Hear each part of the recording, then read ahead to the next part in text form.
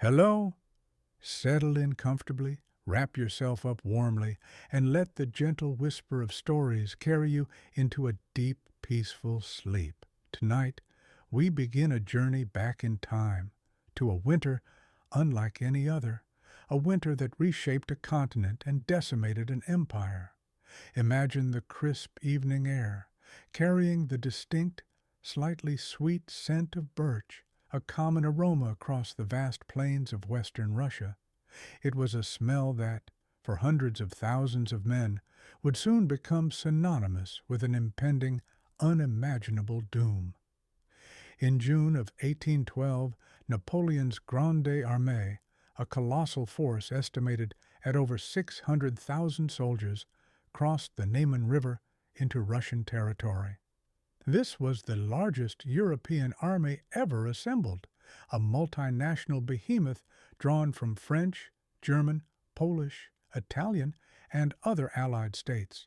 Their objective, to compel Tsar Alexander I to uphold the continental system against Great Britain, a blockade designed to cripple the English economy. Napoleon, confident from 2 decades of military triumphs, envisioned a swift campaign, perhaps a decisive battle to force a treaty. He famously declared, "I shall make war on Russia without any declaration, simply because I shall be there." However, the reality on the ground began to diverge dramatically from imperial expectations. Russia's strategy, under generals like Barclay de Tolly and later Kutuzov, was a prolonged retreat, systematically denying the French decisive engagement and stretching their supply lines to breaking point. This tactic, often dubbed scorched earth, meant that as the Grande Armée advanced deeper, they found towns abandoned and resources burned. According to historical records, within weeks, disease, primarily typhus and dysentery, began to ravage the ranks. Dr. Dominique Jean Larrey, Napoleon's chief surgeon, meticulously documented the escalating health crisis, noting that by August, battle casualties were being dwarfed by illness.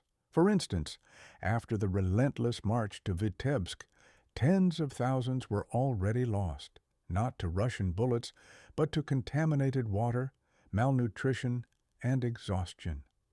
The initial stages of this campaign were marked less by grand battles and more by the slow, insidious decay of a vast military machine, miles from any substantial enemy engagement. The persistent scent of birch, usually a sign of nature's tranquility, was becoming a harbinger of untold suffering. The further the Grande Armée pushed into Russia, the more evident it became that Napoleon's meticulous planning, designed for short-burst European campaigns, was ill-suited for the vast, unforgiving expanses of the Russian interior. The logistical backbone of his military machine, an intricate network of supply depots and transportation convoys, began to fray calamitously. Instead of the anticipated swift battles and reliance on foraging in conquered territories, they encountered a deliberate vacuum. Roads, often little more than tracks, turned to impassable quagmires with rain, miring thousands of supply wagons. Horses, essential for artillery, cavalry, and transport, began to die in unprecedented numbers, not from combat, but from lack of fodder. Records indicate that by August 1812, nearly half of the approximately 160,000 horses that began the campaign were already gone, a critical loss that crippled mobility and supply efforts. This logistical breakdown forced soldiers to supplement dwindling rations by extensive, often brutal, foraging.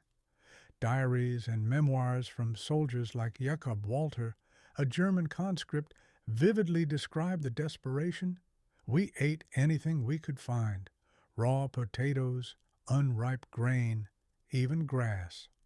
This widespread foraging not only created animosity with the local populace, who retaliated fiercely, but also led to increased instances of dysentery and other gastrointestinal diseases from consuming unfamiliar or spoiled foodstuffs.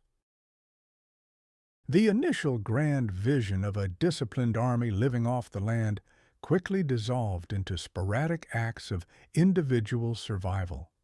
The psychological toll began to mount.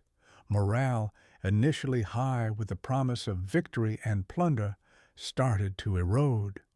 The relentless marching under a summer sun, coupled with chronic hunger and sickness, transformed Napoleon's elite fighting force into a gaunt, perpetually exhausted mass. By the time they reached Smolensk in mid-August, the Grande Armée had already hemorrhaged over 150,000 men, a shocking attrition rate before any major engagement with the primary Russian forces. This profound weakening, often overlooked in the dramatic narratives of later battles, laid the groundwork for the catastrophe that was yet to unfold, marking the subtle but undeniable ebbing tide of Napoleon's grandeur. The march eastward, instead of being a triumphant procession, became an agonizing test of endurance. By early August, as Napoleon's army pushed deeper into Russia, the primary challenges were not the Russian regular forces, but the brutal landscape itself and the crushing weight of logistical failure. Dust, thick and pervasive, enveloped everything, coating throats, stinging eyes, and clinging to sweat-soaked uniforms. Imagine inhaling that fine, persistent grit with every labored breath as you trudge forward mile after identical mile. This ceaseless exposure not only exacerbated respiratory ailments, but also further demoralized troops already weakened by hunger and fatigue.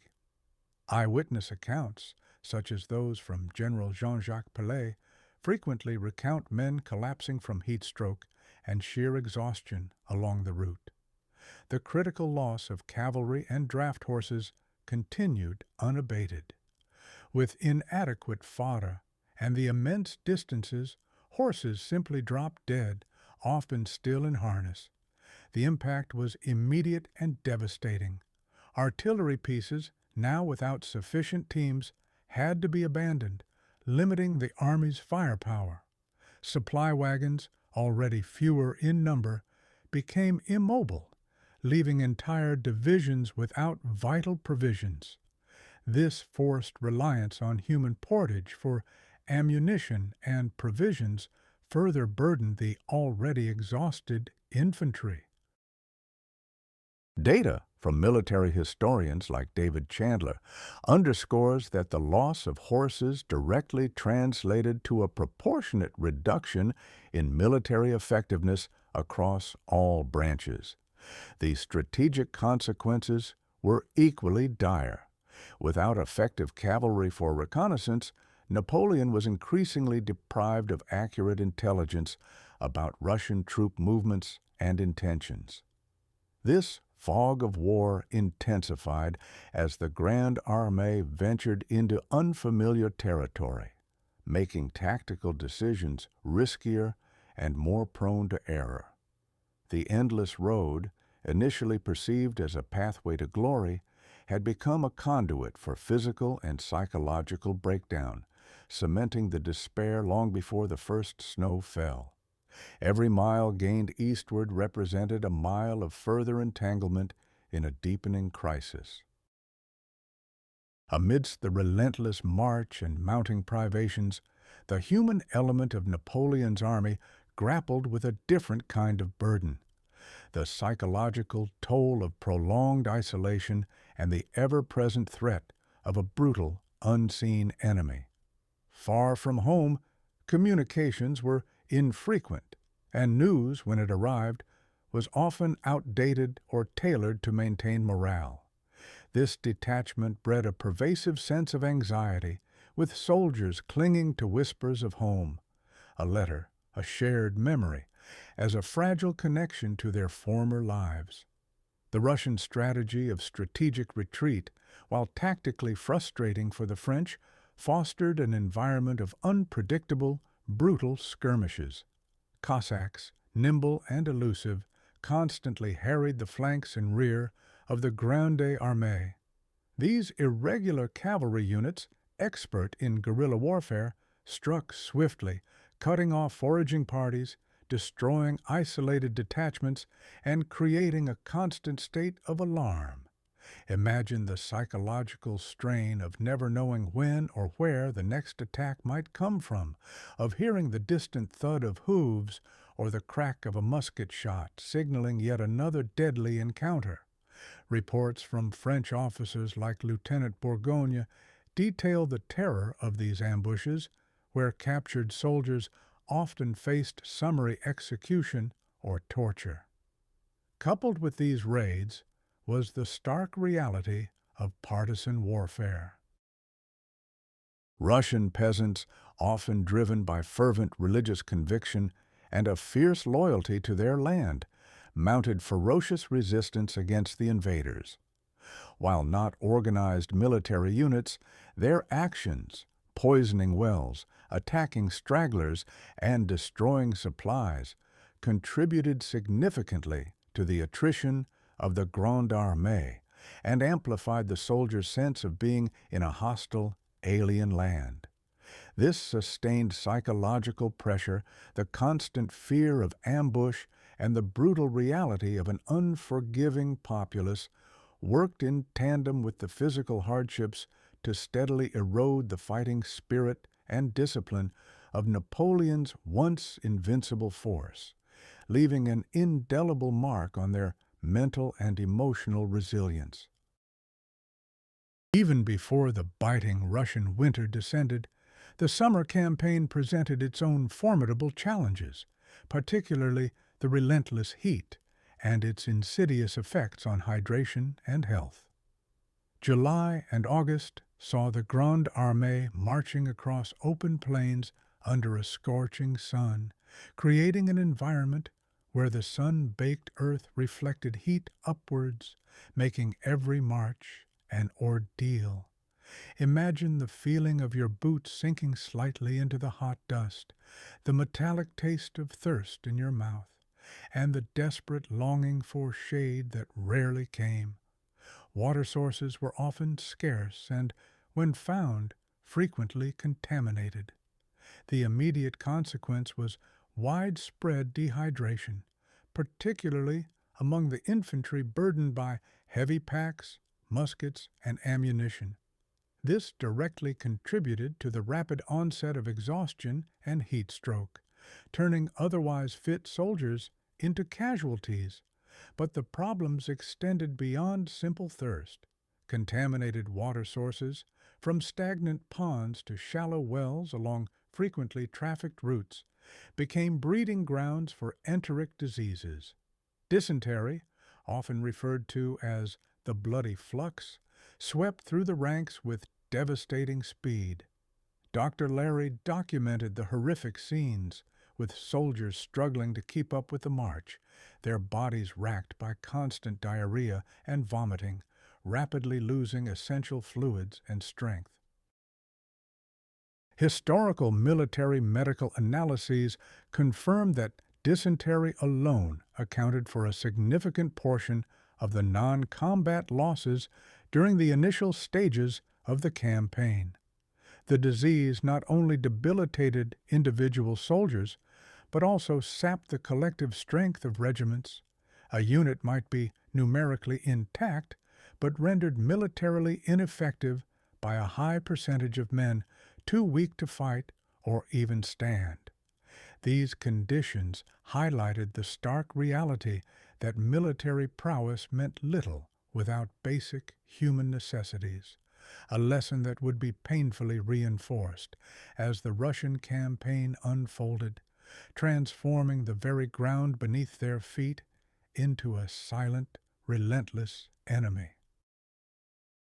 Despite the escalating chaos wrought by logistical failures, disease, and partisan warfare, the Grande Armée initially maintained an astonishing degree of military discipline. Napoleon himself was a master of command and control, and the French military machine, honed over years of European campaigns, possessed a deeply ingrained sense of order. Regiments, although diminished, largely kept formation, and officers, even in the face of widespread desertion and suffering, struggled to uphold standards. This seemingly robust system, however, was already a fragile veneer, an illusion of control in a land rapidly proving ungovernable. The core of this illusion rested on the premise of rapid victory and the efficient requisition of local resources. As both these tenets crumbled, the command structure itself began to strain. Orders often took days to reach their destination across the vast distances, by which time conditions on the ground had drastically changed. Junior officers, attempting to enforce regulations like strict foraging rules or marching order, met with increasing resistance from starving, exhausted, and disillusioned soldiers. Diaries from the campaign often describe incidents of insubordination and breakdown of authority that would have been unthinkable in previous campaigns. For example, soldiers would often break ranks during marches to search for food, ignoring commands to stay in formation, understanding that survival superseded military protocol. Central to this crumbling order was the psychological toll on the leadership itself. Napoleon, accustomed to swift, decisive movements and predictable outcomes, found himself increasingly baffled by the Russian strategy of endless retreat and denial. His dispatches grew filled with frustration, his initial confidence slowly giving way to a grim determination. The very scale of the operation, coupled with the cumulative effect of attrition, meant that maintaining detailed oversight of hundreds of thousands of men dispersed across hundreds of miles became an impossible task. The illusion of order persisted primarily because the army functioned on momentum and ingrained habit. But underneath, the foundations were rapidly eroding, preparing the ground for an even more profound collapse.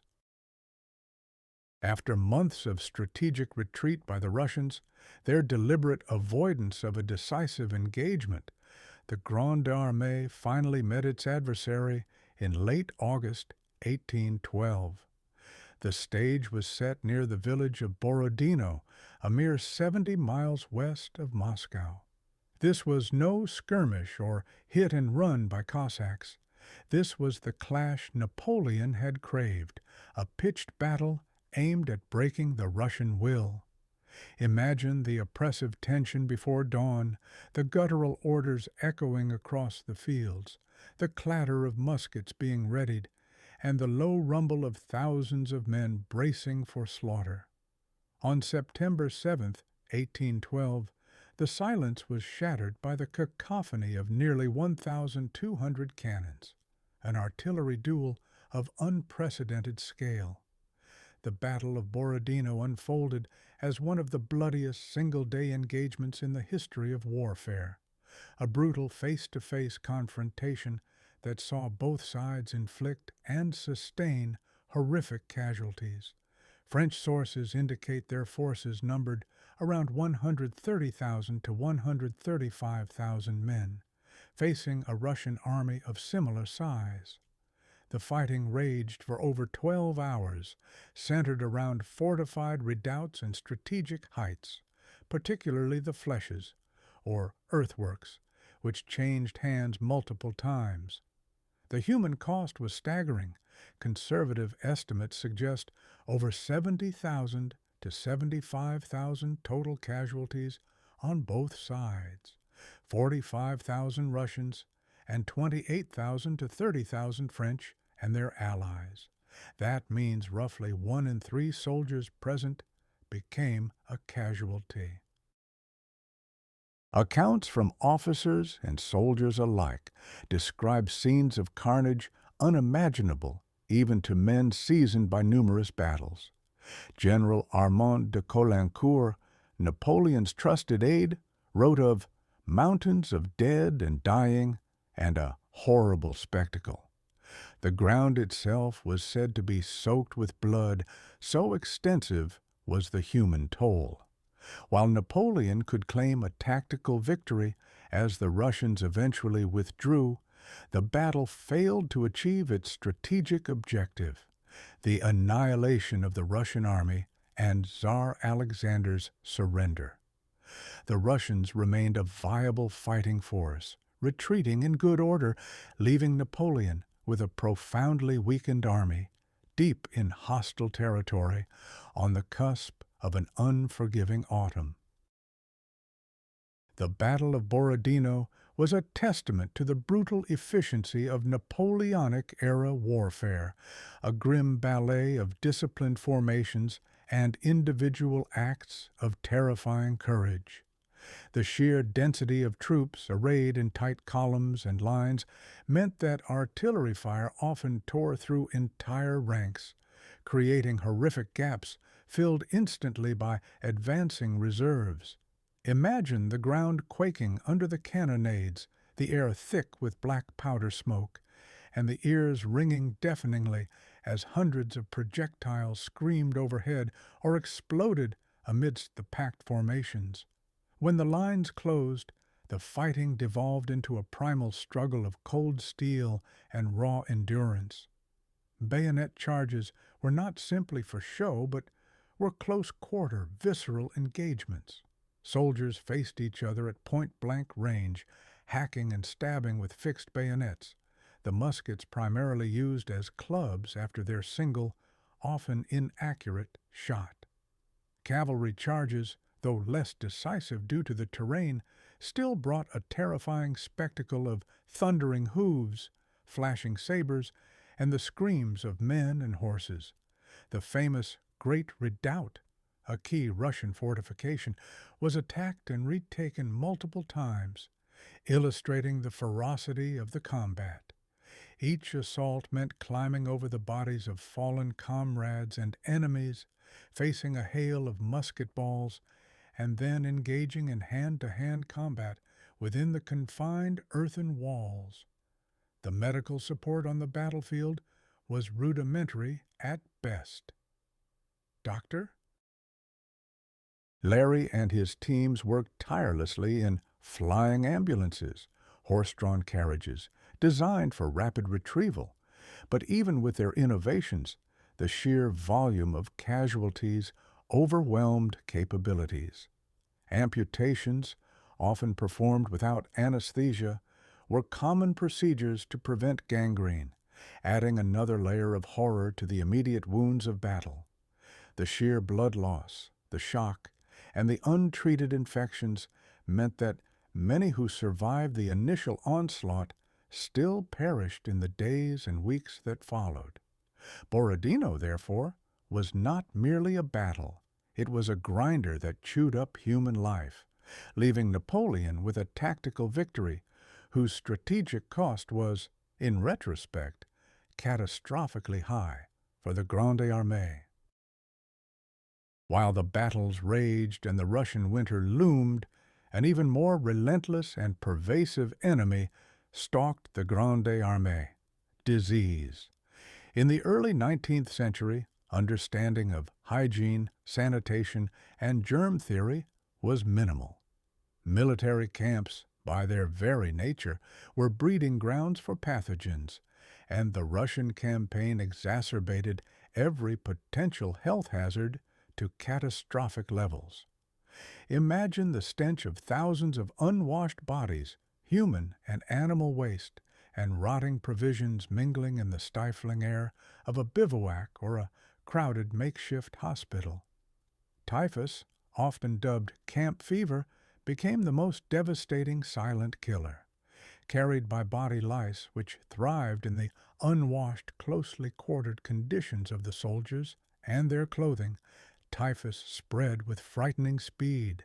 Symptoms: high fever, severe headache, rash, and delirium incapacitated men rapidly, leading to death in a significant percentage of cases. Historical estimates from military medical records and later analyses suggest typhus alone claimed hundreds of thousands of lives among Napoleon's forces throughout the campaign, far exceeding battle casualties. Dr. Larry documented the constant struggle against this invisible foe, noting that even his medical staff were frequently felled by it. Beyond typhus, dysentery continued its relentless assault, exacerbated by contaminated water and the consumption of raw or spoiled food.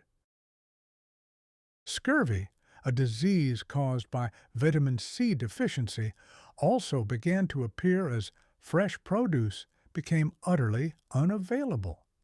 The cumulative effect of these diseases, coupled with malnourishment and constant physical exertion, led to a general state of weakened immunity among the troops. This made them highly susceptible to even common ailments like colds and flu, which, in the absence of treatment and with compromised immune systems, could quickly turn fatal.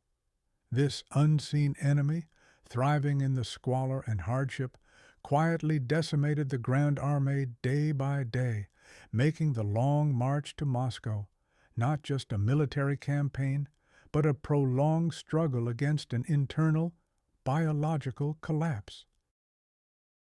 Beyond the physical ravages of disease and the brutal reality of battle, a more insidious adversary began to erode the Grande Armée's fighting spirit: the psychological impact of constant fear and growing desperation.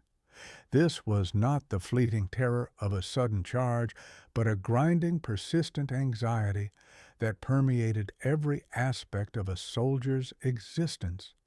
Imagine the gnawing uncertainty of each day.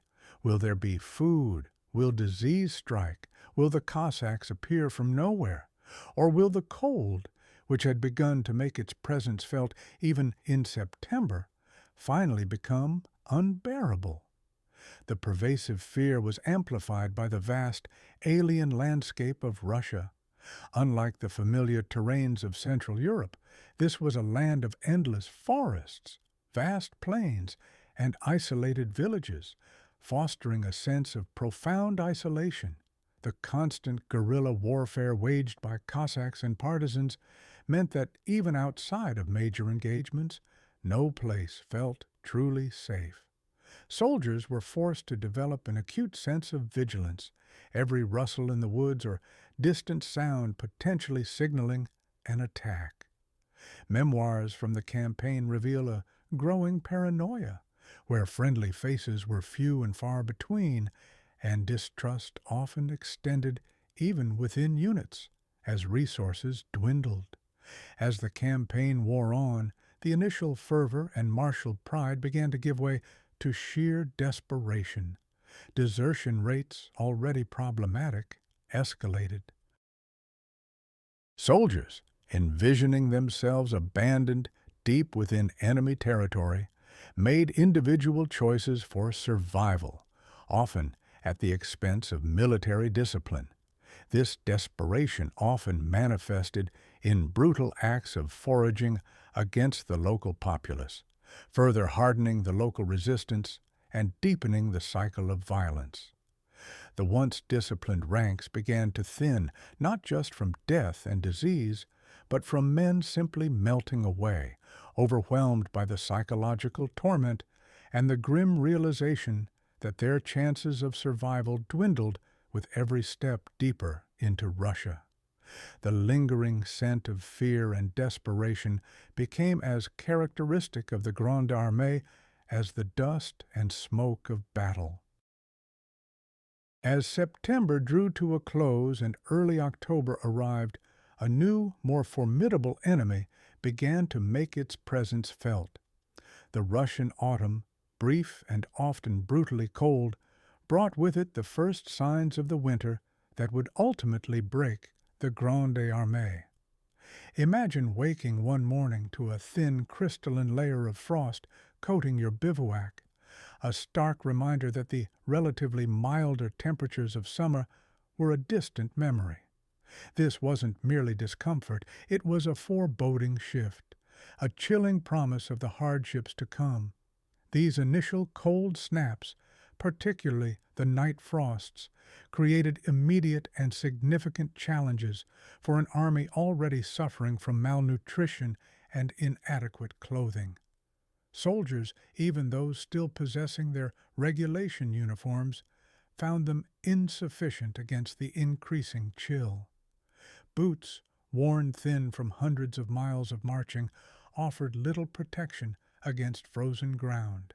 Sleeping without proper shelter or insulation became an agonizing experience, leading to widespread cases of chilblains and early signs of frostbite. The lack of proper firewood in many areas, often burned by retreating Russians or consumed by earlier French troops, meant that soldiers often shivered through the nights, further depleting their already scarce bodily reserves. The logistical implications of these early frosts were critical. Wagons and artillery, still struggling with a shortage of horses, found movement increasingly difficult on frozen, uneven terrain. Rivers, previously navigable, began to show ice, signaling impending blockades for water transport. The ability to forage for food, already hampered by scorched earth tactics and partisan resistance, became even more arduous as remaining crops withered and the ground hardened. Expert military historians often point to these early October frosts not as the killing blow, but as the critical turning point, a psychological marker that transitioned the campaign from one of hardship to one of desperate survival. The chill carried a message. The elements were now actively hostile, and time was running out for Napoleon's vast, vulnerable army. With the physical discomfort of the encroaching cold came a profound psychological shift, the shrinking of hope. The men of the Grande Armée had entered Russia with the expectation of a swift, decisive victory, following Napoleon's established pattern of quick campaigns. Moscow, the symbolic heart of Russia, was reached in mid-September, offering a momentary burst of anticipation. But instead of surrender, they found a largely abandoned city, deliberately set ablaze, depriving them of vital winter quarters and provisions. This act of self-immolation by the Russians was a crucial blow to morale, demonstrating an unyielding resolve that baffled and frustrated the French. Napoleon's decision to remain in Moscow for over a month, waiting in vain for Emperor Alexander I to sue for peace, proved a catastrophic strategic error. Each passing day in the burnt-out shell of the city chipped away at the army's dwindling resources and its psychological fortitude. Imagine the scene. An army accustomed to conquering and dictating terms, now huddled in smoky ruins amidst a hostile wilderness, their grand designs stalled. Letters and dispatches from the period confirm a growing sense of unease among the high command and a palpable despair among the rank and file. The prolonged inaction in Moscow, coupled with the increasingly severe autumn weather, solidified the realization that the campaign had gone horribly wrong. During this period of stagnation, the first substantial snows began to fall in mid-October. This wasn't merely an environmental change, it was a profound omen. For soldiers from milder climates, the sight of continuous snowfall and freezing temperatures signaled the arrival of an enemy they were entirely unprepared to combat. The hope of a quick resolution or even a successful occupation began to recede with the light of each shortening day. The vastness of Russia, The unyielding resistance of its people and the approaching wrath of its winter coalesced into an overwhelming sense of foreboding. The army, once a symbol of Napoleonic invincibility, now felt increasingly besieged, not by a conventional foe, but by the very fabric of the land itself. As the Grande Armée began its desperate retreat from Moscow in mid-October 1812, the issue of sustenance, which had been a persistent challenge throughout the summer, rapidly escalated into an overwhelming crisis. The illusion of finding sustained provisions in the scorched earth of Russia shattered, replaced by the grim reality of widespread starvation. Imagine the gnawing, pervasive hunger that became a constant companion, dulling the senses yet sharpening the instinct for survival at any cost. The primary issue was not merely scarcity, but the utter absence of an effective logistical chain. The initial plans for a rapid campaign relied on living off the land, but Russia's vastness and the strategic withdrawal of its population and resources rendered this impossible. The few remaining supply wagons carried mostly ammunition, and the baggage train, already depleted, became largely dedicated to officers' personal effects rather than bulk provisions for the common soldier. Consequently, the daily ration, already meager, often vanished entirely. Soldiers were reduced to foraging for anything edible: frozen horseflesh, roots, tree bark, and even, in desperate cases, documented by numerous diarists, fellow soldiers' boots and leather equipment, boiled to extract any minimal nutritional value. This extreme malnutrition had profound physiological consequences. Beyond the obvious weakness and fatigue, prolonged hunger led to a severe weakening of the immune system, making soldiers more susceptible to the diseases already rampant within the ranks, particularly typhus and dysentery. Vision blurred, coordination faltered, and mental acuity declined, turning disciplined soldiers into shuffling, hallucinating specters. Dr. Larry noted the rapid onset of scurvy and edema among troops, further evidence of dietary deficiencies. The very act of marching, already arduous, became an unbearable burden for bodies starved of calories and essential nutrients. The hunger pangs were not merely uncomfortable, they were a biological clock, counting down to total collapse, a relentless internal foe as deadly as any external enemy. The relentless pressure of starvation, coupled with the brutal realities of the retreat, precipitated a profound moral descent within the ranks of the Grande Armée. The sophisticated military hierarchy and European notions of civility quickly eroded, replaced by a ruthless, every man for himself struggle for survival. Imagine the camaraderie that defines military service dissolving under the unbearable strain, replaced by suspicion and fear. Discipline, once Napoleon's hallmark, disintegrated at an alarming rate. Officers, themselves often starving and demoralized, found it increasingly difficult to enforce orders.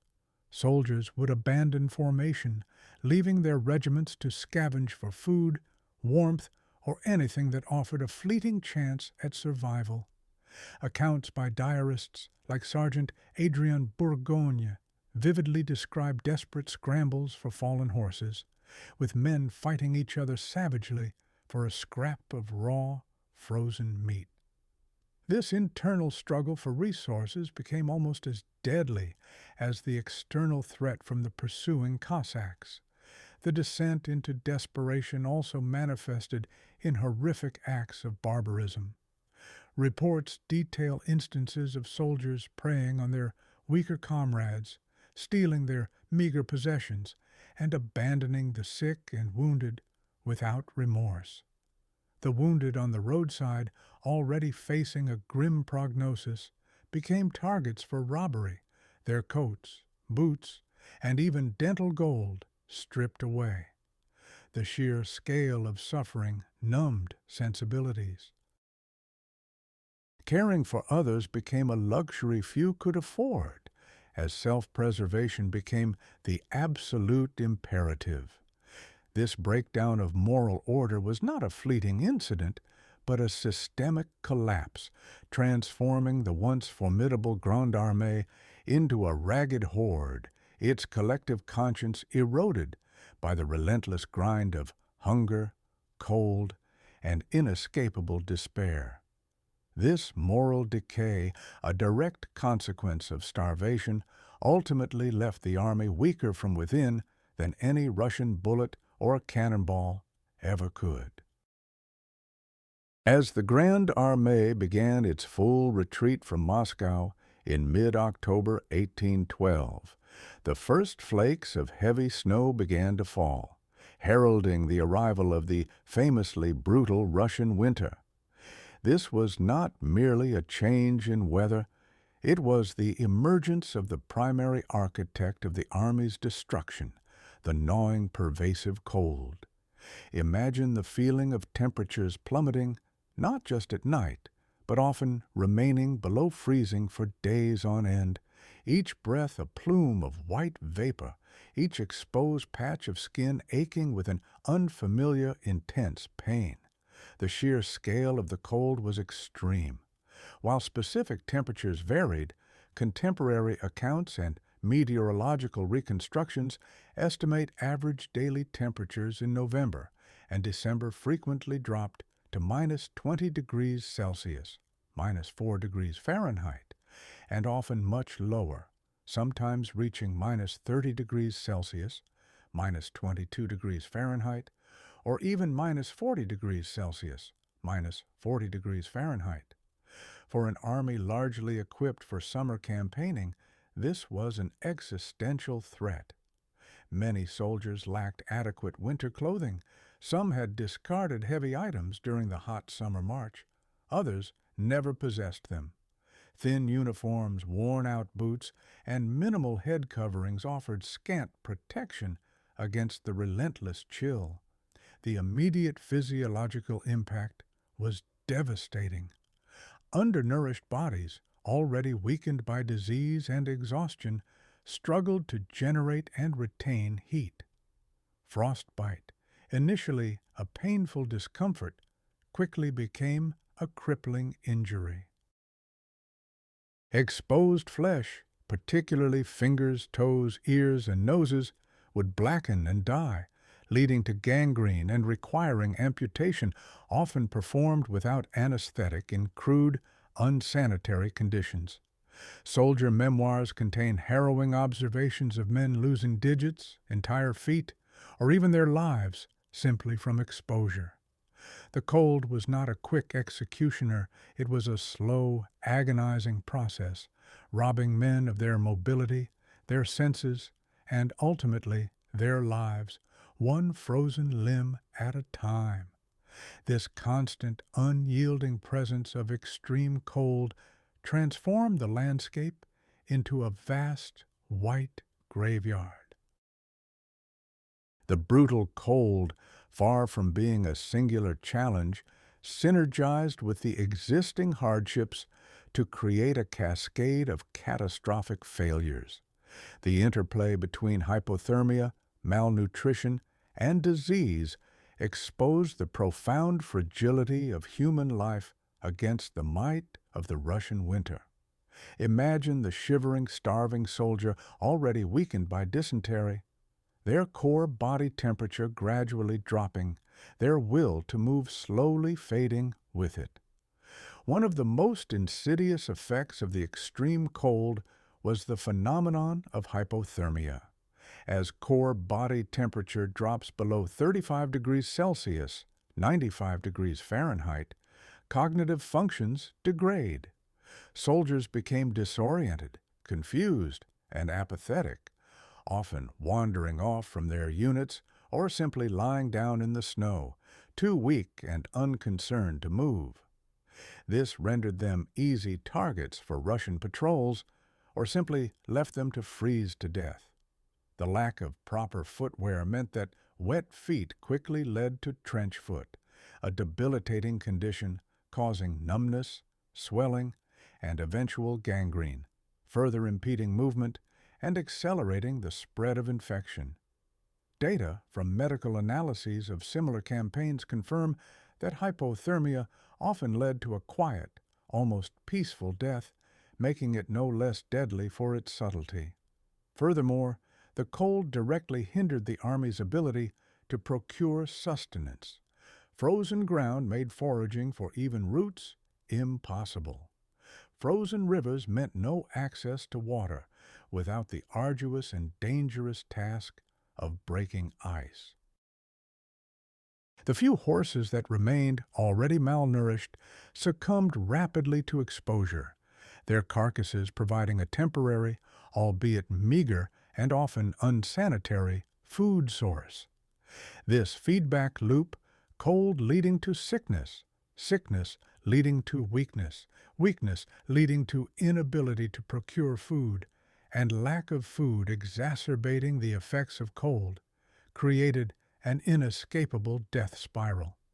The winter was not merely an adversary, it was an active accomplice in the systematic dismantling of Napoleon's army, revealing the profound fragility of even the most formidable military machine when confronted by environmental extremes for which it was utterly unprepared. As the retreat from Moscow intensified into late October and November, the visual landscape itself became an active participant in the Army's demise. Heavy snowfalls, often accompanied by blizzards, turned the vast Russian plains into an undifferentiated expanse of white. Imagine attempting to navigate, not just for hours, but for days on end, through a featureless white world where the horizon became indistinguishable from the ground, and familiar landmarks vanished under drifts. This was the blinding snow, and it bred a profound loss of direction, both physical and psychological. Blizzards, characterized by strong winds and plummeting visibility, were particularly deadly. Soldiers risked becoming disoriented within yards of their comrades, simply losing sight of the column. Once separated, weakened by hunger and cold, their chances of survival plummeted. The snow, initially a beautiful curiosity, quickly became an enemy, obscuring ravaged roads, burying bodies, and providing no reliable footing.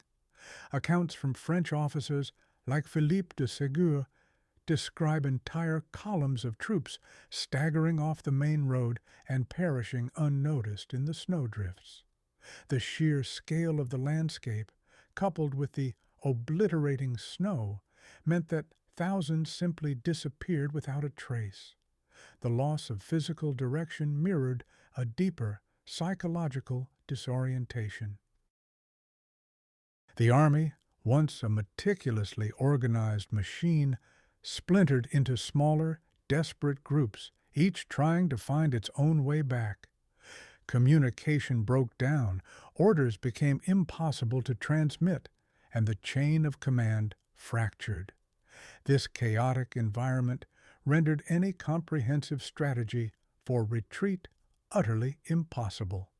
The snow not only covered the ground, but also veiled the grim realities, briefly softening the angular horrors of death, but ultimately contributing to the widespread confusion and accelerating the Army's disaggregation. The blinding snow was more than an inconvenience. It transformed the operational theater into an existential maze, where every step was a gamble against an invisible and indifferent foe. In the face of the blinding snow and the loss of any discernible path, the Grande Armée began to fracture, not just into disparate units, but into a collection of isolated individuals, each grappling with their own desperate survival. The vast white expanse, so impersonal and indifferent, amplified a profound sense of isolation.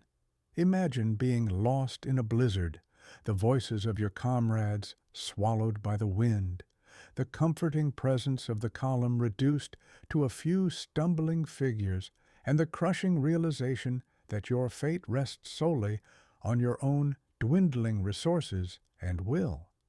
This individual isolation was exacerbated by the sheer scale of the casualty rate and the breakdown of established military cohesion. With hundreds of thousands of men scattered across hundreds of miles of frozen terrain, any form of organized relief or rescue became impossible for the majority. Soldiers who fell by the wayside due to exhaustion, frostbite, or illness were often left behind, not out of malice, but out of the brutal necessity of the moment. Those who paused to help were risking their own lives, a decision few could afford. This grim reality is portrayed repeatedly in soldier memoirs, accounts of friends and family members having to abandon loved ones to the elements are tragically common. The psychological impact of this isolation was immense. Men who had relied on the collective strength and camaraderie of the Army now faced their demise alone. The sense of being utterly abandoned in a hostile frozen wilderness contributed to a breakdown of mental fortitude. Hallucinations, despair, and a profound sense of hopelessness became prevalent. The individual, stripped of his unit, his uniform, and often his very identity as a soldier, was reduced to a primal struggle against an overwhelming environment. The white expanse, rather than offering a clean slate, became an enormous silent witness to the ultimate unraveling of one of history's greatest fighting forces, leaving behind a trail of individual tragedies etched into the frozen landscape. As the Grand Armées retreat devolved into an exercise in raw survival, the land itself transformed into a vast, chilling testament to the human catastrophe unfolding.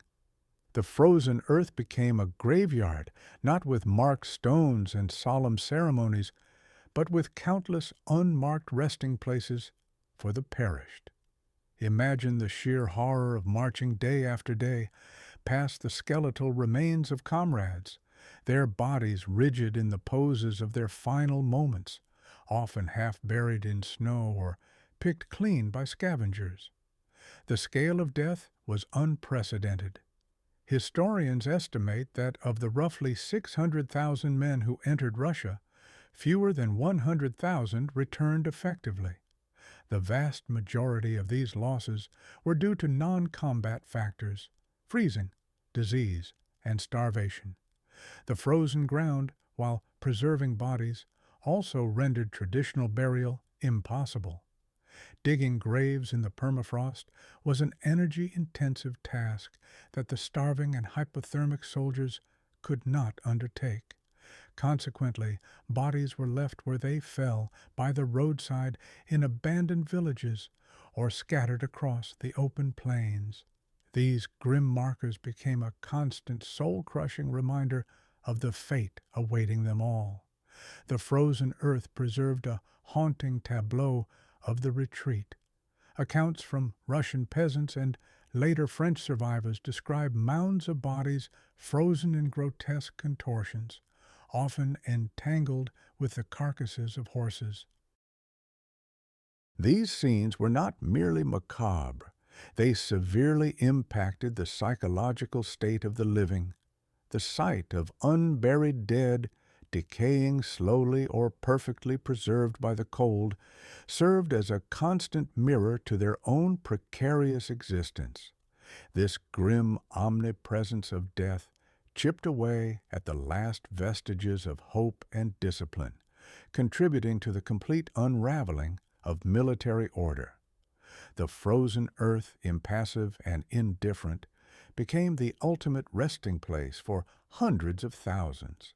A desolate, unmarked graveyard stretching for hundreds of miles across the Russian landscape. An enduring monument to winter's devastating power.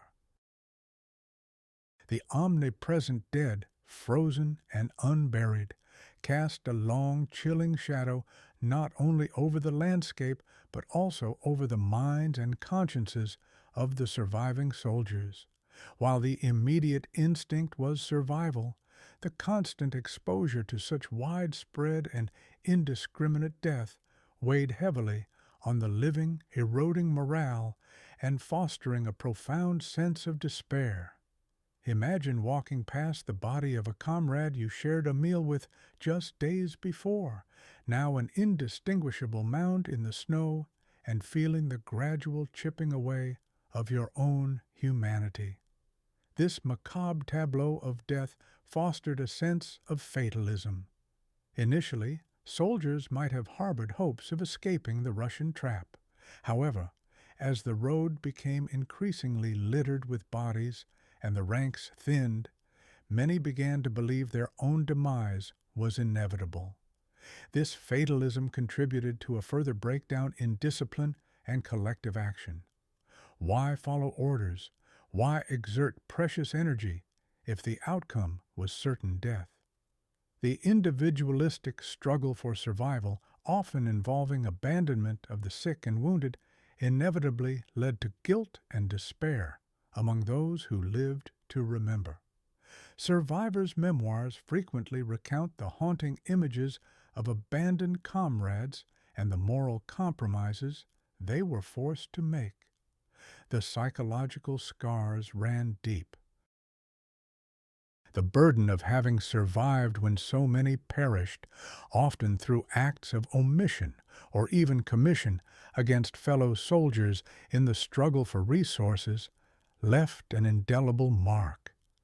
This weight of the dead on the living's conscience manifested as post-traumatic stress long before such a term existed, affecting survivors for years, even decades after the campaign.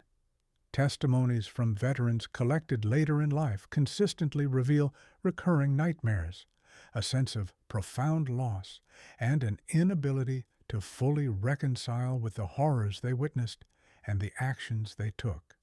The frozen earth was indeed a graveyard, but its impact extended far beyond the physical, leaving an enduring and often unspoken burden upon the souls of those who managed to escape its grasp.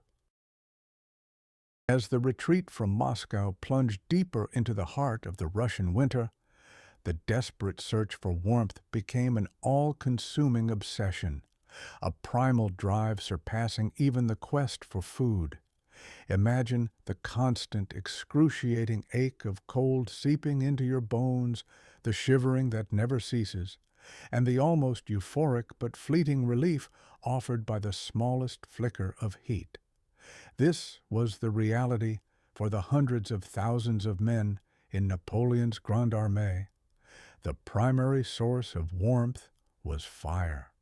With the landscape largely stripped bare by earlier campaigning or scorched earth tactics, and with critical supply lines collapsed, organized distribution of fuel was non-existent. Soldiers were forced to scavenge relentlessly. Abandoned villages became targets, their wooden structures torn apart for planks and beams. Individual soldiers would break ranks, risking capture by Cossacks or succumbing to the cold themselves, simply to find a few pieces of wood or straw. The hunger for warmth was so acute that, according to various accounts, men would resort to burning anything combustible: broken wagons, discarded equipment, even their own muskets if they were too weak to carry them. However, these desperate efforts often came with fatal consequences.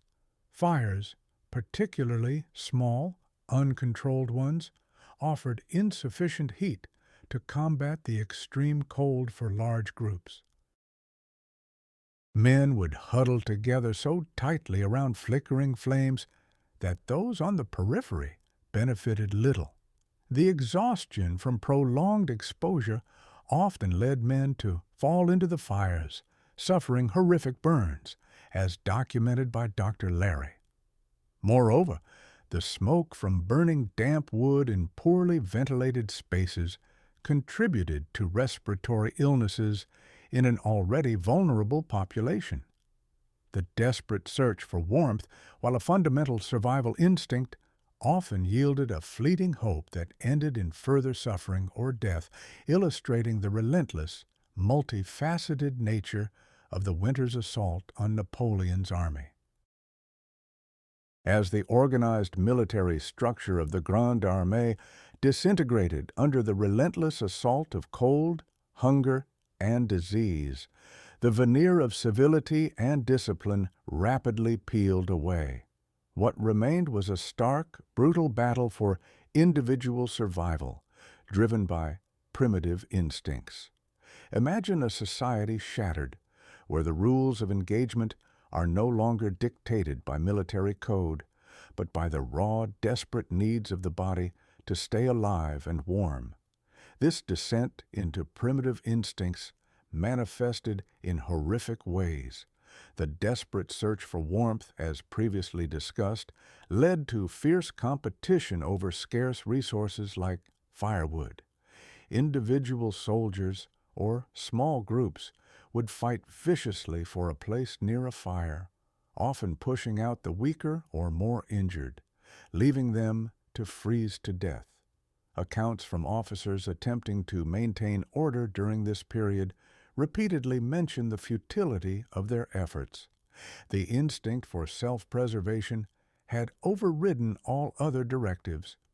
This breakdown was not unique to the lower ranks. Officers, too, found themselves prioritizing their own survival, often abandoning their men in the face of overwhelming odds. The concept of personal property vanished. Starving men would strip rations from fallen comrades, dead or alive. Clothing, coats, and especially boots were highly prized, often taken by force. Sergeant Adrien Bourgon's memoirs recount a chilling incident where an officer, freezing to death, had his boots literally torn from his feet while still alive. This brutal free-for-all demonstrates the depth of the regression that occurred. The shared identity of being a soldier of the Grande Armée evaporated, replaced by a cutthroat ethos where every encountered individual was either a potential threat or a potential source of plunder. This regression to primitive instincts, driven by extreme deprivation, stripped away decades of military training and social conditioning, leaving a harrowing testament to the human capacity for both endurance and savagery when pushed to the absolute brink. Throughout the agonizing retreat, even as the Grande Armée battled the elements and their own decaying discipline, a persistent, terrifying threat lurked at their flanks and rear. The Cossacks. These irregular cavalrymen, the very embodiment of guerrilla warfare, were more than just a nuisance. They were a psychological torment and a constant harrier, preying on the weak and straggling. Imagine the chilling sound of distant hoofbeats on the frozen ground, followed by the guttural, piercing cries of these relentless horsemen, a sound that struck terror into the hearts of exhausted, starving soldiers. The Cossacks, native to the steppe regions of Eastern Europe, were exceptional light cavalry, ideally suited for reconnaissance, raiding, and harassing enemy forces. Their horses, hardy and accustomed to the harsh Russian winter, could move swiftly across terrain that bogged down the French and their depleted cavalry. They seldom engaged in pitched battles, instead targeting isolated detachments, foraging parties, and most effectively the vast number of stragglers who fell behind the main column. These stragglers, often too weak to keep pace, suffering from frostbite or illness, became easy prey. Accounts from survivors frequently describe scenes of Cossack ambushes where swift charges would cut down those at the rear, stripping them of their meager possessions and sometimes taking prisoners. While the exact numbers of those killed by Cossacks are difficult to ascertain definitively, their psychological impact was immense. They fostered a pervasive sense of insecurity and vulnerability. There was no escaping their reach. No one was truly safe outside the immediate thinning ranks of the main column. This constant fear of attack, combined with the physical ravages of the winter, meant that any attempt to rest, to scavenge for food, or even to momentarily separate from the main body carried the mortal risk of encountering these ruthless, seemingly omnipresent foes. The echo of their hooves and their terrifying cries became a sound irrevocably linked with despair and inescapable death for the men of the Grande Armée. The omnipresent threat of Cossack attacks injected an additional brutal layer of terror into an already broken world. For the retreating remnants of the Grande Armée, the pursuit by these agile, relentless horsemen transformed the arduous march into a constant, desperate scramble for survival. Imagine being one of these soldiers, your body racked by hunger and cold, your boots worn to shreds, knowing that any pause, any stumble could mean an encounter with these merciless riders. This terror of pursuit had a profound operational impact. The constant harrying prevented any organized attempt to rest, reorganize, or even properly feed the troops. Any halt, particularly at night, risked a Cossack raid, forcing the weary army to maintain a grueling pace even as men fell by the wayside from exhaustion. The fear also exacerbated the breakdown of military discipline. Soldiers would discard valuable equipment, weapons, ammunition, even hard-won plunder from Moscow, if it slowed their pace, knowing that speed offered the only real defense against the pursuing enemy. The sheer numerical superiority of the Russian forces, including their regular army and numerous partisan groups, meant there was little respite. Major Russian detachments often advanced parallel to the French, ready to strike any vulnerable flank. The psychological toll was immense. The Grande Armée, once the terror of Europe, was now itself terrorized, constantly looking over its shoulder. The thought of falling into Russian hands, particularly the Cossacks, was terrifying. Stories of torture and summary executions were rife and often founded in grim reality. This constant vigilance, combined with extreme physical suffering, pushed many men to the brink of madness. The terror of pursuit completed the dehumanizing process, reducing proud soldiers to desperate animals, driven by a singular, overriding instinct. To escape the broken world they found themselves in, a world where enemies were everywhere and hope was a distant, fading memory. As the remnants of the Grande Armée painstakingly limped westward, the landscape itself became a canvas of devastation, punctuated by the grim spectacle of burning villages. These conflagrations often started by the French themselves in a desperate search for warmth and shelter, or by the retreating Russians in their scorched earth policy, were not beacons of hope, but rather a profound illustration of the unfolding despair. Imagine seeing the distant glow on the horizon, not as a sign of salvation, but as a stark reminder of what had been and what was irrevocably lost. For the starving and freezing soldiers, a burning village represented a momentary chance at survival. The wooden structures, however meager, offered fuel for fires and temporary shelter from the biting winds and snow. Soldiers would rush towards these infernos, fighting over scraps of burning timber or vying for a few moments of warmth near the intense heat. This desperate act, however, was often short-sighted and counterproductive. The fires consumed the very resources that could have provided more lasting shelter or materials, leaving behind only charred ruins for subsequent units. Moreover, the act of burning often drove out any remaining inhabitants, escalating local resistance and further reducing any potential for finding supplies. The irony was brutal.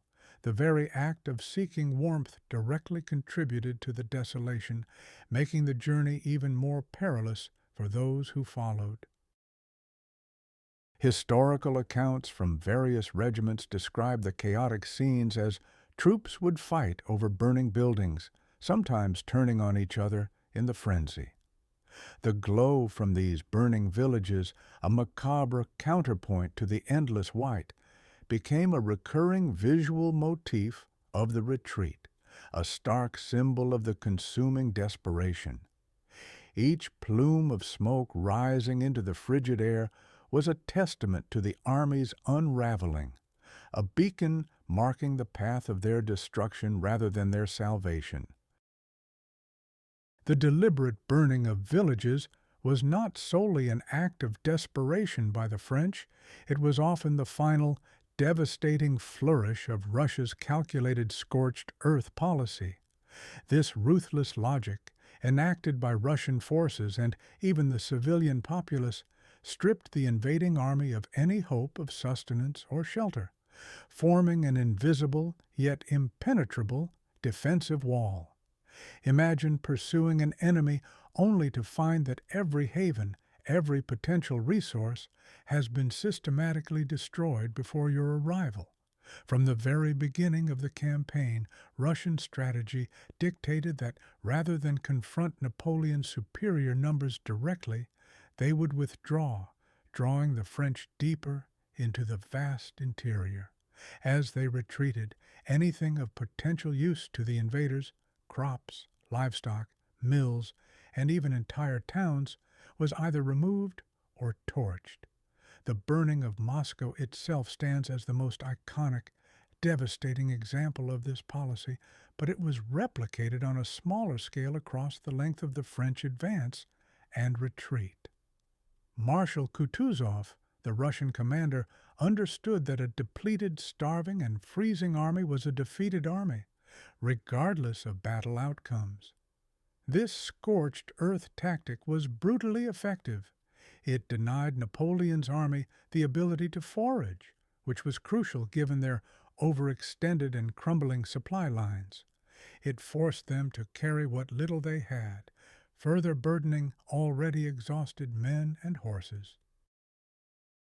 By the time the French began their retreat, the land they had traversed months earlier was barren and desolate, offering no refuge from the escalating winter.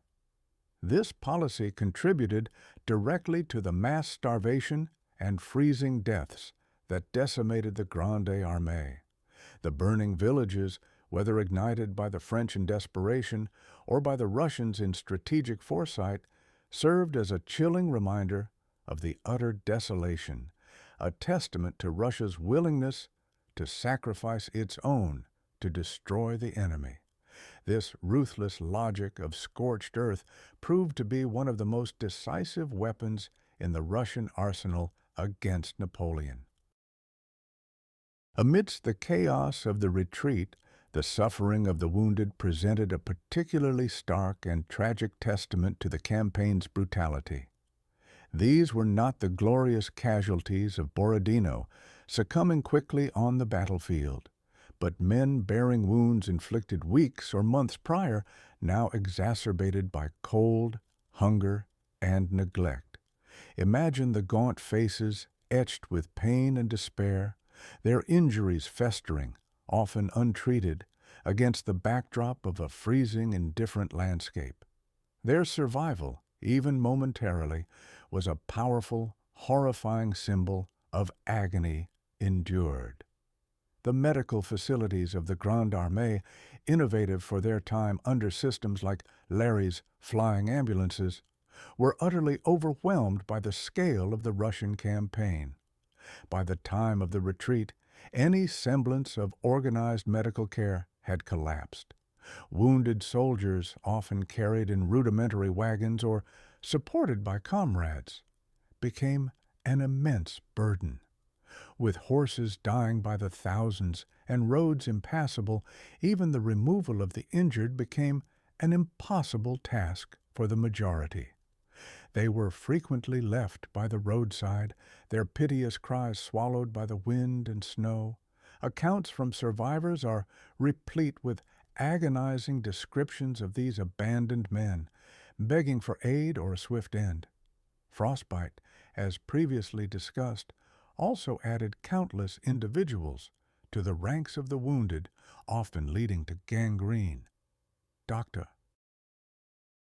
Larry's own memoirs detail the horrific necessity of amputations performed in sub-zero temperatures, often without adequate instruments or hygiene, to prevent a more agonizing death. The psychological impact on those forced to abandon their injured comrades was immense, deepening the pervasive sense of moral decay.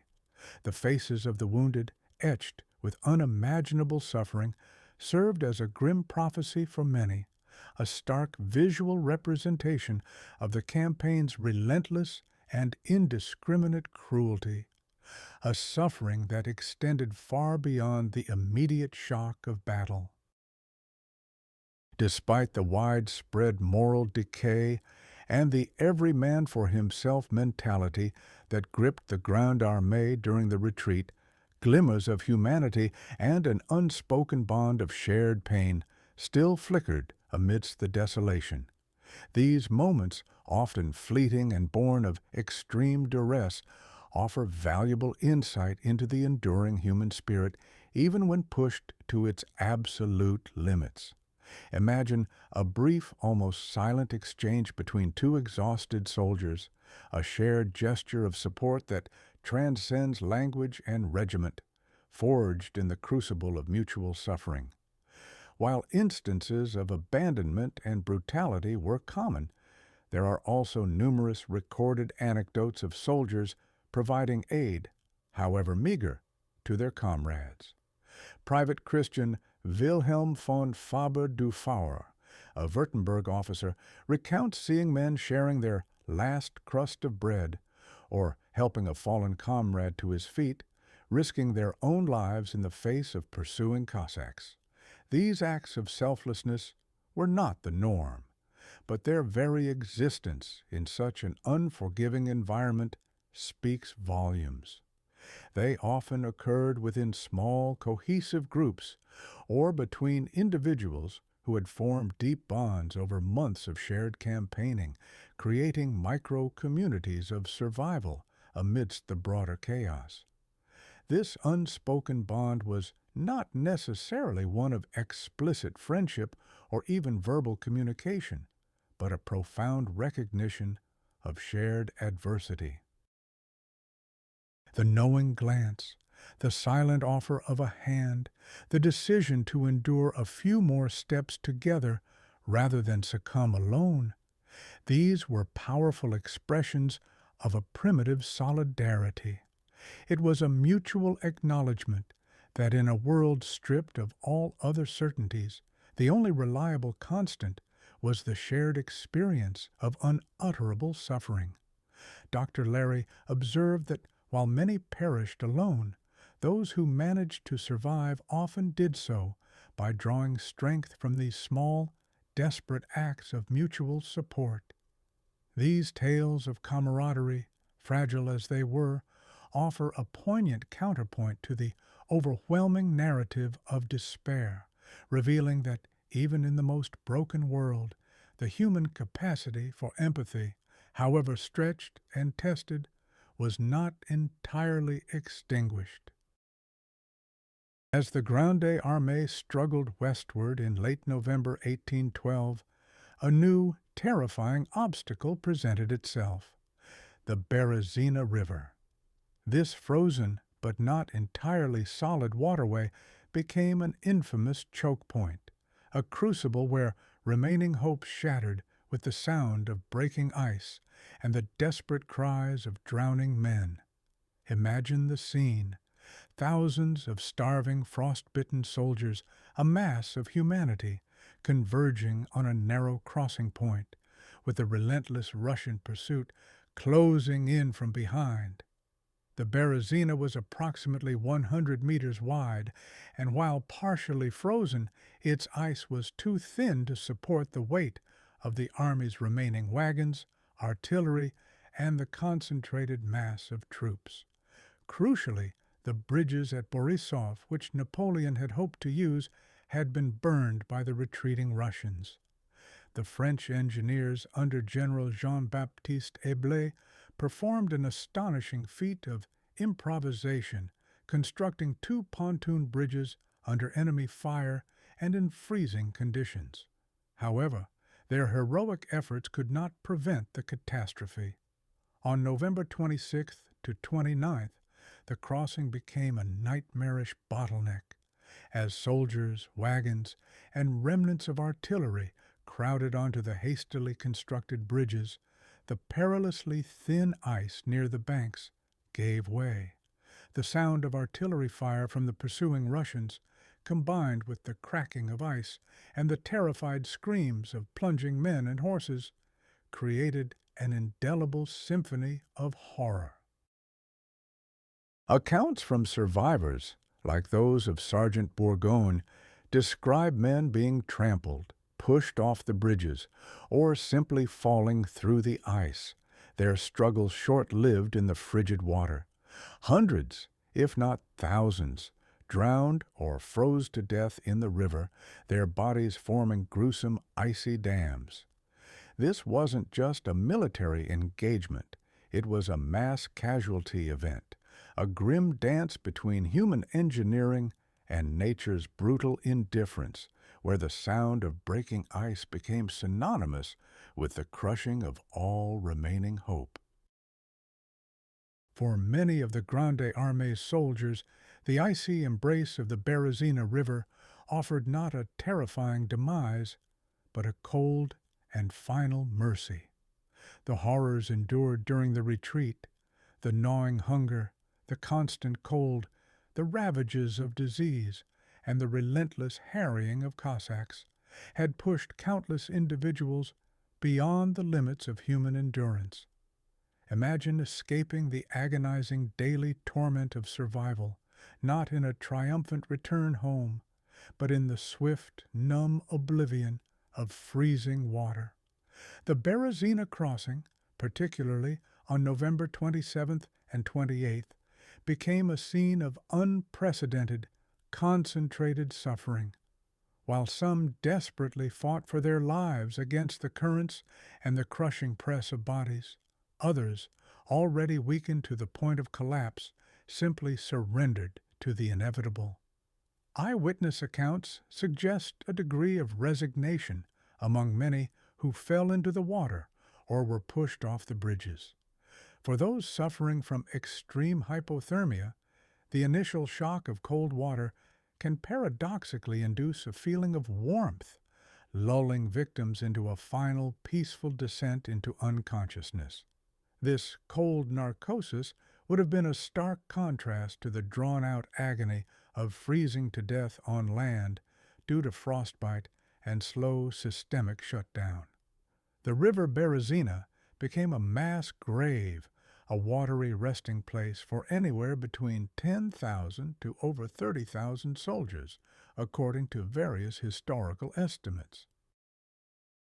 Most were non-combatants, stragglers, wounded, or camp followers, individuals whose survival was already tenuous. The sheer volume of bodies within and along the riverbanks was so great that it became an enduring symbol of the disaster, permanently etched into French and Russian historical memory. In a campaign marked by relentless cruelty, The Berezina's cold final embrace provided an unexpected, albeit tragic, end to the suffering of thousands. It brought cessation to the pain, the hunger, and the terror, a testament to the fact that sometimes even death can be perceived as an ultimate, if horrifying, release. As the Grande Armée struggled through the relentless Russian winter, the insidious and agonizing threat of frostbite became a shared, excruciating reality for virtually every soldier. This was not a quick battlefield wound, but a slow, creeping agony that debilitated and mutilated, making every desperate step an act of immense will. Imagine the sensation of your extremities slowly losing all feeling, then hardening, turning first white, then blue, then a horrifying black, all while knowing that these now useless limbs had to continue carrying your famished body forward. Frostbite primarily affected the extremities, fingers, toes, ears, and noses, parts of the body with reduced blood flow and less thermal insulation.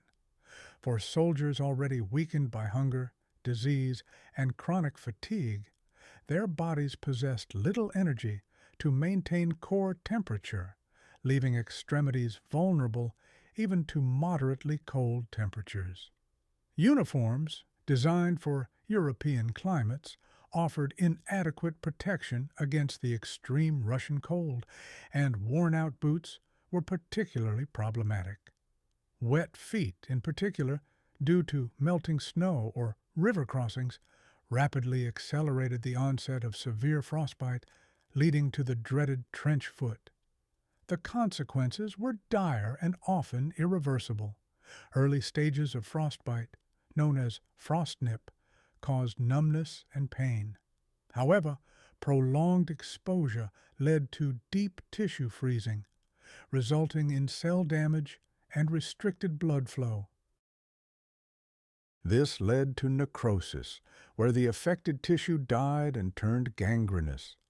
Diaries and memoirs from the retreat are filled with harrowing descriptions of men whose fingers and toes simply broke off, or whose feet swelled to grotesque sizes, a putrid, black mass.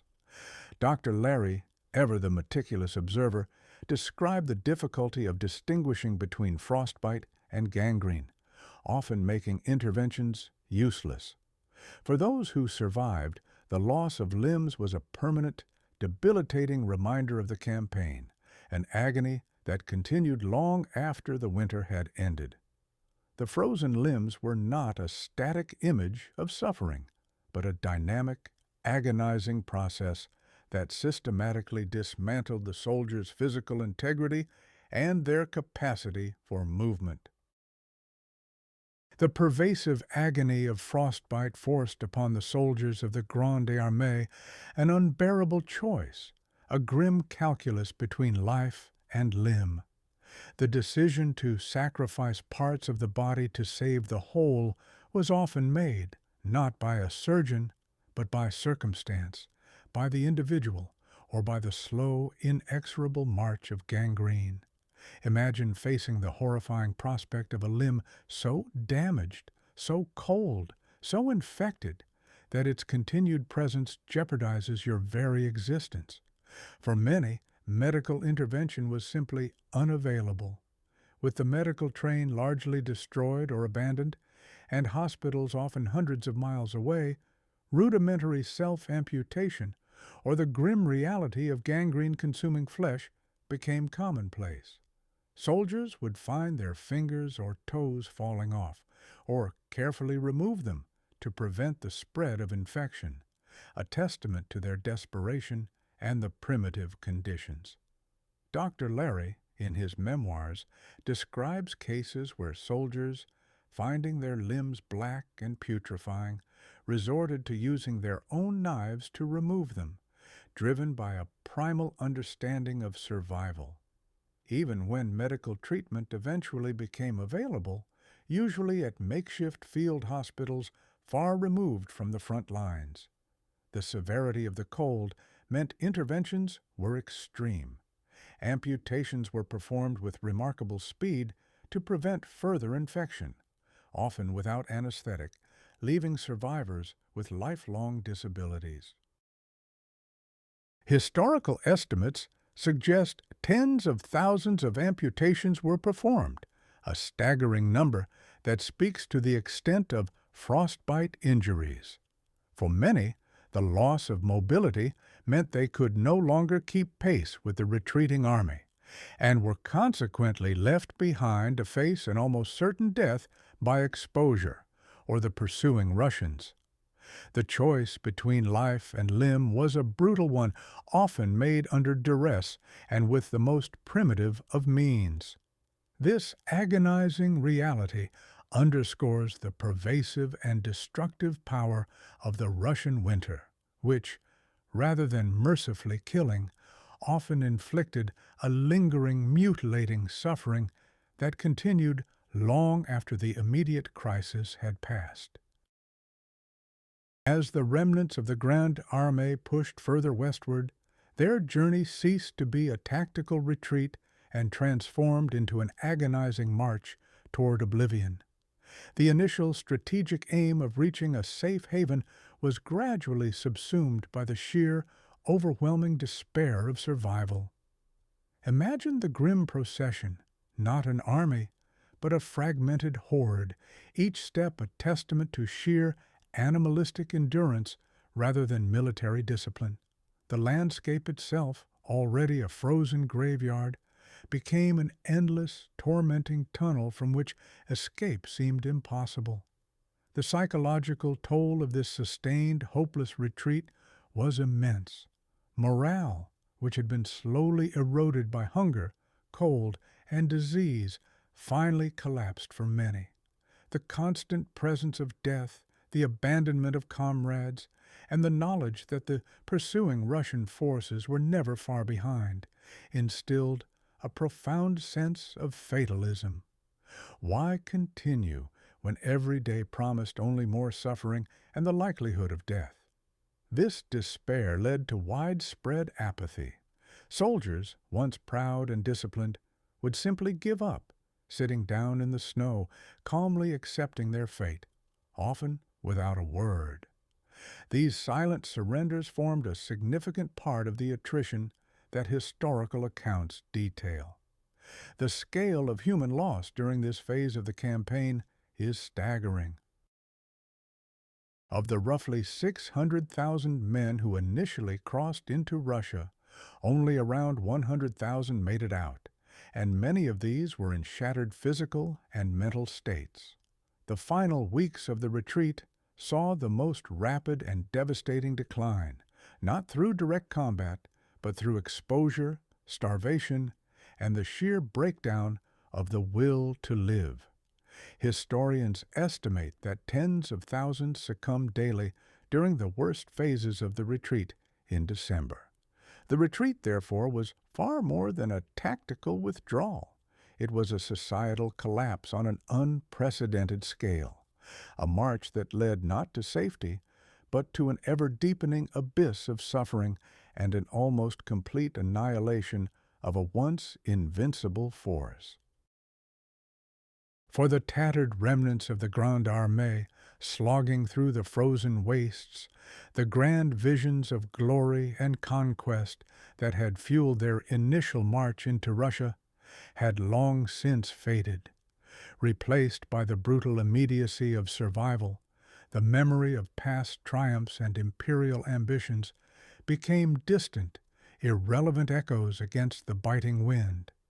Imagine the stark contrast between the fervent patriotism and martial pride that propelled this multinational force just months prior, and the hollow, defeated eyes of men whose sole focus was the next step, the next flicker of warmth, the next morsel of food. Napoleon, the architect of this grand expedition, recognized this psychological collapse. His own departure from the army on December 5th, traveling incognito back to Paris, was a stark acknowledgment that the army, as a fighting force driven by imperial will, had ceased to exist. His motivation was to raise a new army and defend his European empire, but for the soldiers left behind, it was seen by many as abandonment, a final severing of the link to the glory they once served. This act, while perhaps strategically necessary, further contributed to the erosion of any remaining collective identity or purpose among the shattered ranks. The objective of the campaign had shifted entirely. No longer was it about conquering Russia or dictating terms to the Tsar. It was simply about escaping, about putting as much distance as possible between oneself and the Russian winter. The once treasured emblems of military might, the eagles, the regimental banners, even much of the remaining treasure from Moscow, were abandoned or destroyed, too cumbersome to carry, too meaningless in the face of absolute despair. The retreat represented not just a military defeat, but a profound psychological and moral unraveling, where the grand narratives of power and empire were consumed by the basic, terrifying reality of human vulnerability against an unforgiving land and a relentless winter. The fading memory of glory was replaced by an enduring, horrifying memory of suffering. Amidst the relentless desolation and the pervasive horrors of the Russian retreat, isolated sparks of humanity, often from the most unexpected sources, offered a rare and fleeting warmth. These acts of kindness, small as they might seem against the backdrop of unimaginable suffering, illuminate a complex aspect of human behavior under extreme duress. Imagine a moment of unexpected compassion, a shared crust of bread from a stranger, or a brief respite in a simple home, offering a glimpse of what humanity could still be. While the primary narrative of the retreat is one of widespread hostility from the local populace, driven by scorched earth tactics and widespread partisan warfare, pockets of civilian interaction offered a different perspective. Some foreign soldiers, perhaps due to shared language or cultural affinity, found brief moments of respite among the local populations. Polish soldiers, for instance, sometimes found sympathetic ears and aid from Polish communities in the western parts of the Russian Empire. There are also documented cases, albeit rare, of Russian peasants or villagers moved by the appalling state of the retreating soldiers, sharing food or shelter, despite the clear risks to themselves. These instances were exceptions rather than the rule, overshadowed by the more prevalent narrative of conflict and deprivation. These acts, however, were not without their own complex dynamics. Even seemingly simple gestures of aid could take on transactional forms. For example, some villagers might offer help in exchange for highly valued goods salvaged from the retreat, such as silks, furs, or even gold. Yet, even in such exchanges, the brief cessation of hostility, the human connection, offered a psychological succor as vital as any physical warmth or food. These rare moments of kindness, often from strangers, highlight the enduring complexities of human nature, suggesting that even in the most brutal circumstances, the capacity for compassion, however fleeting or conditional, was not entirely extinguished, offering a poignant counterpoint to the overwhelming narrative of suffering and moral collapse. Amidst the desolation and moral decay that gripped the retreating Grande Armée, the enduring capacity for human connection, however fragile, became a powerful and poignant narrative. These were not grand acts of heroism, but quiet assertions of shared humanity that defied the surrounding barbarity. Imagine a group of soldiers drawn from different nations, speaking different tongues, huddled together against the biting wind, finding solace not in words, but in the shared warmth of a meager fire and the unspoken understanding of mutual suffering. This resilience of human connection manifested in desperate attempts to maintain small, functional groups. While the larger military structure had disintegrated, individuals often gravitated towards others, forming small bands of brothers born of necessity. Within these micro-communities, resources, however scarce, might be pooled, and mutual vigilance offered a greater chance against Cossack patrols. Soldiers might share a last piece of dried biscuit or take turns keeping watch, demonstrating that even in the ultimate struggle for individual survival, the instinct for collective security, a remnant of social cohesion, persisted. These small acts are carefully documented in memoirs by survivors like Captain Paul von Goretzky-Kornitz, who recalled moments when a shared pipe or a brief exchange about home could momentarily alleviate the immense psychological pressure. These interactions underscore a critical aspect of human endurance, the role of social support, however minimal, in sustaining hope and the will to live. Even in the face of overwhelming odds, the memory of home, a shared song, or a sympathetic glance could act as a tether to a world beyond the immediate brutality. These remnants of humanity, flickering amidst the ruins of a mighty army, serve as a testament to the complex and often contradictory nature of human beings under the most extreme conditions, capable of both profound cruelty and astonishing resilience, even when pushed to the very brink of existence. As the last skeletal remnants of the Grande Armée straggled out of Russia in mid-December 1812, a profound silence descended upon the vast, frozen landscape they left behind. This was not the silence of peace, but the chilling calm of an aftermath, a silence heavy with the echoing cries of hundreds of thousands, a haunting testament to unimaginable suffering. Imagine the empty roads, once teeming with life and military might, now silent save for the whisper of the wind over the frozen bodies and abandoned detritus of a shattered empire. The scale of the destruction defied comprehension. Of the initial force exceeding 600,000 men, only around 25,000 to 30,000 French soldiers and perhaps an additional 50,000 Allied troops managed to cross the Niemen River into Prussian territory. The majority of these survivors were in a pitiable state, physically broken and psychologically scarred, a mere specter of the force Napoleon had led just 6 months prior. The vast Russian interior, stretching for hundreds of miles, became a monumental, unmarked graveyard for the rest.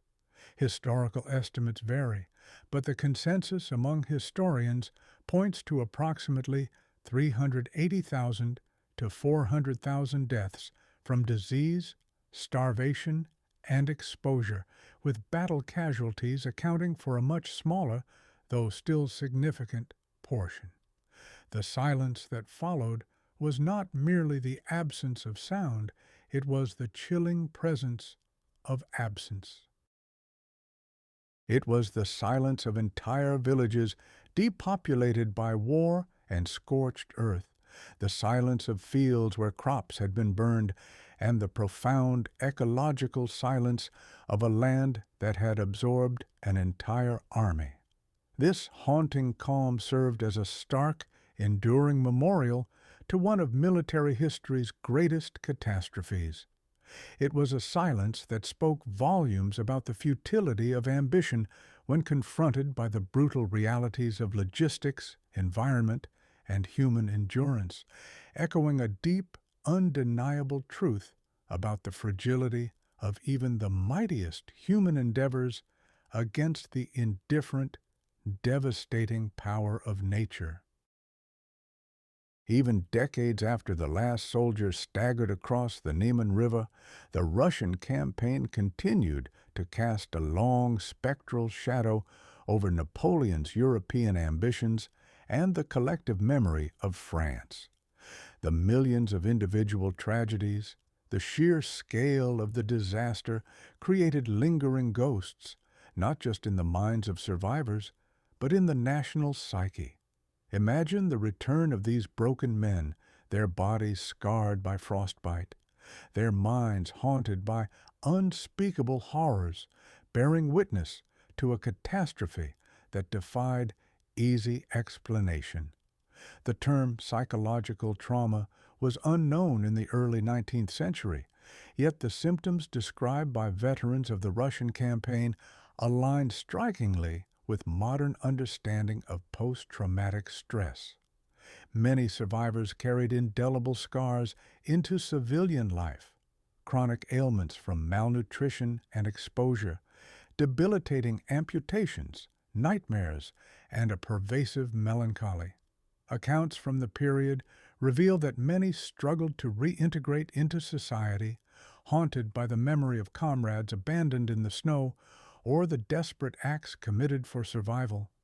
This was a generation of men irrevocably changed, a living testament to war's profound and lasting impact beyond the battlefield. For Napoleon himself, the Russian debacle was a turning point. While he managed to raise new armies, the mystique of his invincibility was shattered. The confidence of his allies waned, and his enemies were emboldened, setting the stage for future defeats. The retreat from Russia entered popular culture, becoming a byword for catastrophic failure, particularly in the face of overwhelming natural forces. Even today, the phrase General Winter is invoked to describe the formidable power of Russia's climate in warfare. The lingering ghosts of Napoleon's lost army serve as a potent historical lesson, a reminder that even the most formidable military will eventually succumb to the combined forces of extreme environment, logistical collapse, and the human cost of unfettered ambition. The story of what these soldiers faced in Russia is not just a tale of historical events, but a timeless narrative about human vulnerability, resilience, and the devastating consequences of war. For the few thousand who eventually stumbled across the Niemen and found themselves on more familiar territory, the ordeal of the Russian campaign was far from over. The return home was not a triumphant procession, but a deeply isolating and often harrowing journey back to a world that could never truly comprehend what they had endured. Imagine a soldier, once a vibrant young man, now skeletal, perhaps missing limbs, his eyes hollowed by unspeakable horrors, trying to articulate the sheer scale of the suffering, only to be met with pity or disbelief. The physical scars were immediately apparent. Many returned with chronic frostbite injuries, some having lost fingers, toes, or entire feet. Amputations, often poorly performed in the field, resulted in lifelong disability. Diseases like typhus and dysentery, while no longer rampant, had left survivors with weakened immune systems and persistent health issues. These physical changes made reintegration into civilian life incredibly difficult. Many were unable to return to their former professions, facing a future of poverty and dependence. Yet, it was the invisible scars that perhaps posed the greatest challenge. Modern science identifies this as profound psychological trauma. Soldiers carried the burden of what they had witnessed: the mass death, the cannibalism in extreme instances, the abandonment of comrades, and the moral compromises made for survival. Descriptions from the period, though lacking modern psychiatric terminology, paint a clear picture of what would now be diagnosed as severe post-traumatic stress disorder. Survivors often reported nightmares, emotional numbness, social withdrawal, and an inability to forget the horrors. They were forever changed, finding it difficult to connect with a society that had not experienced the same depth of suffering. The journey home, therefore, was not merely a physical crossing of borders, but a lonely passage back into a world where their experiences often left them misunderstood, alienated, and profoundly isolated. The war had ended for them, but the battle within continued. The scars left by the winter of 1812 were not confined to the individual bodies and minds of its survivors. They were woven into the very fabric of European history, a chilling cautionary tale retold and analyzed for generations. The campaign became a definitive moment, radically altering the strategic landscape and etching a profound story onto the collective consciousness. Imagine the sheer weight of a catastrophe that claimed hundreds of thousands of lives, not in glorious battle, but predominantly through the grinding, insidious forces of nature and logistical failure. The immediate geopolitical impact was immense.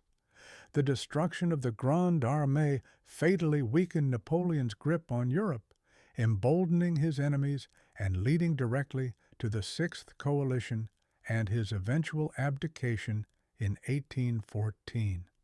Militarily, the campaign served as a stark lesson in the limitations of even the most brilliant general when confronted by vast distances, extreme climate, and an opponent willing to sacrifice territory for strategic advantage.